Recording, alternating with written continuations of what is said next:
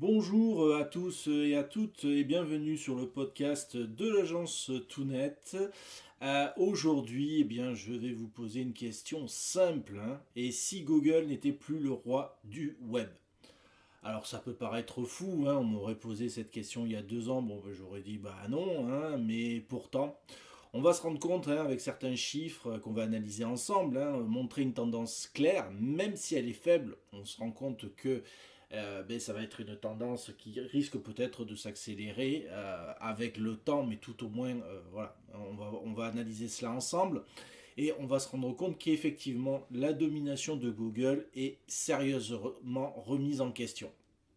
Alors dans cet épisode, hein, je vous amène dans les coulisses de ce changement. On va voir ensemble, hein, quels sont les nouveaux acteurs qui montent, pourquoi Google perd du terrain et surtout ce qui change pour vous en tant que professionnel du web ou personne qui utilisait Google ou les moteurs, vous fassiez du SEO, du SEA, du marketing, de la communication. On va voir ça ensemble. Et surtout, restez jusqu'à la fin parce que je vais essayer de vous donner, hein, des pistes concrètes à mettre en place dès maintenant. Alors, est-ce que Google est un géant sur le déclin? Donc on va commencer effectivement par un chiffre choc, hein. En avril dernier, suite à l'annonce d'Apple, effectivement, de ne plus utiliser le search de Google, Alphabet, hein, qui est la maison mère de Google, hein, beaucoup de personnes l'oublient souvent, mais la maison mère c'est Alphabet, eh bien Google a perdu 130 milliards de dollars de capitalisation boursière en quelques heures. Parce que justement, hein, Apple a décidé de remplacer Google comme moteur de recherche par défaut dans Safari, et ça, effectivement, c'est un véritable coup de tonnerre quand on sait que Safari est installé par défaut sur des centaines de millions d'iPhone et d'appareils d'Apple. Vous imaginez l'impact. Donc là, effectivement, on peut se dire que Google commence à perdre ses positions stratégiques historiques. Euh, L'autre élément, c'est ChatGPT, hein, le fameux réflexe IA. C'est pour ça que je parlais d'il y a 2 ans. Il y a un autre acteur, hein, qui secoue, hein, on va dire, le game, hein, récemment, c'est OpenAI, hein. Aujourd'hui, ChatGPT, c'est quand même plus de 180 millions d'utilisateurs actifs mensuellement et plus de 15 millions de personnes qui utilisent la version payante tous les jours.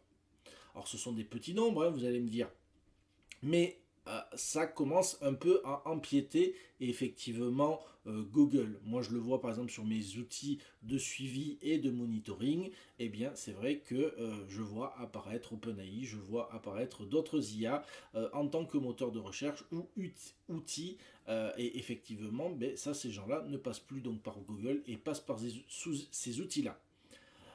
Et ce n'est pas tout, hein, puisque OpenAI s'intègre maintenant désormais dans Siri et dans eMessage, qui sont donc des partenariats directs avec Apple. Hein, ça continue. Donc, on ne tape plus des mots-clés, hein, on parle avec une IA, et pour les métiers du SEO, c'est un changement qui est radical dans l'intention de recherche. On va enchaîner sur Perplexity, hein, la recherche conversationnelle. Donc ça aussi, c'est un autre nom à retenir. Perplexity AI. C'est le moteur de recherche, hein, qui propose de faire une recherche qui ressemble en fait à une discussion, quoi. Vous posez une question, l'outil vous donne une réponse claire, sourcée et structurée. Hein, alors il est déjà intégré, dans les iPhones comme alternative à Google. C'est quand même assez fluide, c'est humain, hein, et beaucoup plus adapté aux usages modernes, surtout en mobilité. Hein, on se rend compte, moi je le vois, de plus en plus je vois des personnes effectivement qui font des recherches vocales, et surtout on le voit beaucoup avec les jeunes générations qui, pour elles, la recherche vocale est intuitive comme ce qui pouvait être à une époque la recherche textuelle. Donc moi c'est vrai que je commence un peu à le tester, hein, cet outil. et c'est vrai que je peux le recommander dans certains cas. L'autre acteur, hein, c'est TikTok, hein, la porte d'entrée des jeunes, on pourrait dire. Ben, TikTok, c'est vrai que c'est lui qui mène la danse par rapport à ses tranches d'âge.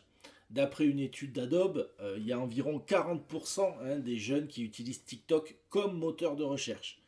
Donc, quand on recherche un resto, un conseil beauté, une astuce tech, vous tombez sur une vidéo directe, engageante, souvent plus claire effectivement qu'un résultat Google.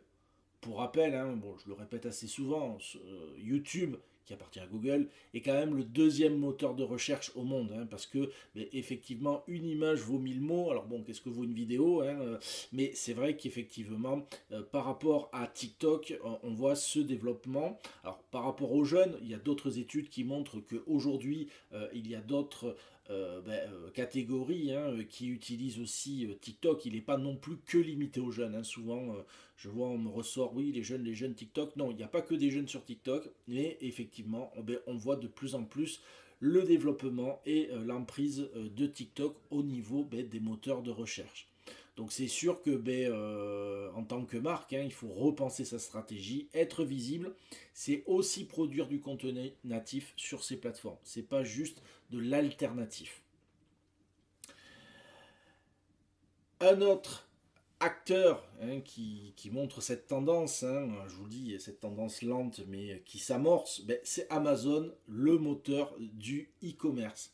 Puisque lui, on va dire qu'il est en embuscade, hein, Amazon, hein, puisqu'aujourd'hui, 45% des recherches de produits aux États-Unis commencent sur Amazon et pas sur Google.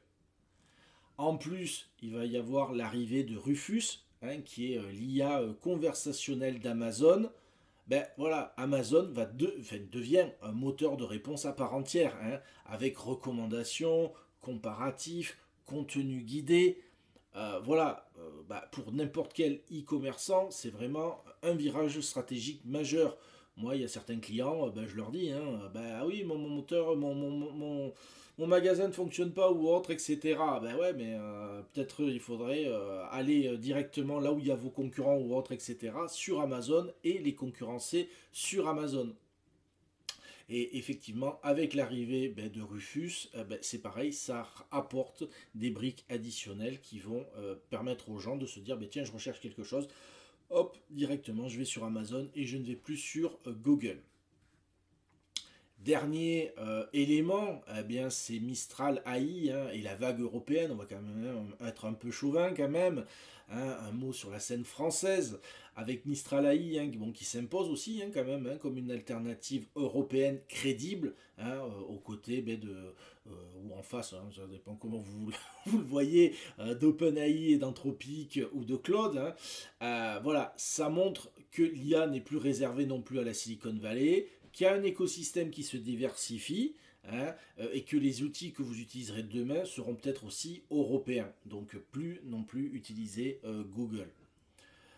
Alors, quoi retenir? Qu'est-ce qui change pour nous hein. Ça veut dire que pour nous, hein, les professionnels du web, communication, marketing, SEO, alors ça j'espère que vous le faites depuis plus longtemps, mais il ne faut plus penser SEO, hein, SEO égale Google uniquement. Non, effectivement, hein, il faut se diversifier. Bon, ça c'est l'erreur de base que font beaucoup de clients de ah mais maintenant j'apparais plus sur Google, comment je fais? Ou ah mon Dieu j'apparais plus sur Facebook et je n'étais visible que sur ma communauté Facebook et que sur Facebook, comment je fais et autres, etc. Bon, ça c'est une règle d'or. Normalement, on doit essayer toujours de se diversifier. Et vu que quand même, bon, on va quand même dire la réalité, hein, Google quand même globalement conserve 90% des recherches, ce n'est plus la fin du monde, hein, on n'est pas là à faire de l'alarmisme, mais il faut quand même se rendre compte qu'il y a cette tendance de plus en plus où Google perd et est grignoté par d'autres entités. Avant, on pouvait se dire, oui, il y a Bing, oui, il y a d'autres Ecosia ou autres, etc., ou d'autres moteurs. Là, non. Il y a une véritable menace avec de nouveaux acteurs et qui commencent un petit peu à changer la donne. Donc, il va falloir que vous appreniez aussi à vous optimiser pour TikTok, pour Amazon et pour Perplexity. Donc à apprendre à dompter ces nouveaux canons à apprendre à faire du contenu et à optimiser aussi pour ces contenus-là. Et bien sûr, il va falloir que vous intégriez l'IA dans vos stratégies de contenu et vos tunnels d'acquisition. Ça fait partie je veux dire, demain, la personne qui fait du marketing, du SEO, du SEA ou de la communication et qui n'utilisera pas de l'IA, il n'existera plus, il aura disparu. Il va être remplacé effectivement par quelqu'un qui fait le même métier, sauf que lui, il a intégré l'outil, parce que ce n'est qu'un outil, qui est l'intelligence artificielle. Donc voilà, que ce soit du SEO, SEA, stratégie IA ou visibilité multicanal, il faut tester, il faut mesurer, il faut ajuster. Voilà, et ce qui fait notre force normalement, c'est de ne pas suivre le mouvement, mais c'est de l'initier. Voilà, donc on est vraiment en face d'une bascule historique. Et comme toujours dans le digital, c'est ceux qui vont s'adapter vite, qui vont prendre une longueur d'avance. Merci de m'avoir écouté jusqu'ici. J'espère que cette vidéo vous a plu. Pensez à liker, à vous abonner, et activer la petite cloche pour ne rien rater. Ça fait toujours plaisir et ça permet à rendre visibles nos vidéos.